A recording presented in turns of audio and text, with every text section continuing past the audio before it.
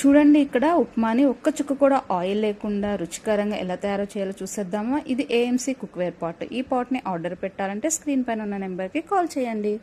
So గోధుమ రవ్వని ఇలా పాట్లో వేడి చేసుకుని జస్ట్ నిమిషం పాటు ఫ్రై చేసుకోండి. ఏ విధంగానూ మాడడం కానీ అలాంటివి ఏమీ జరగదు, ఈవెన్గా ఫ్రై అవుతుంది.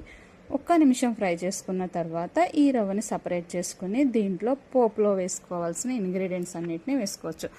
ఆవా, జీలకర్ర, అలాగే మినపగుళ్ళు, నెక్స్ట్ ఉల్లిపాయ తరుగు, పచ్చిమిర్చి తరుగు, క్యారెట్ తరుగు, అలాగే కొద్దిగా కరివేపాకు, స్వీట్ కార్న్, నెక్స్ట్ కొత్తిమీర, అట్లా మనకి కావాల్సిన వాటన్నిటిని కూడా యాడ్ చేసుకుని ఒక్క నిమిషం పాటు జస్ట్ ఫ్రై చేసుకుంటే సరిపోతుంది.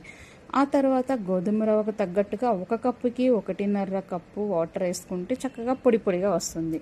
కొంచెం మెత్తగా లైక్ చేసుకునే వాళ్ళు 2 కప్స్ వాటర్ని కూడా యాడ్ చేసుకోవచ్చు. అలాగే కొద్దిగా సాల్ట్ కూడా యాడ్ చేసుకుని సో మూతతో క్లోజ్ చేసుకుని మరిగించుకోండి. ఆ తర్వాత గోధుమ రవ్వను వేసి తిప్పేసుకుని నెక్స్ట్ కొత్తిమీర తరుగు కూడా యాడ్ చేసుకుని మూతతో క్లోజ్ చేసుకోండి. కేవలం 4 to 5 మినిట్స్లో ఉప్మా అనేది చక్కగా తయారైపోతుంది.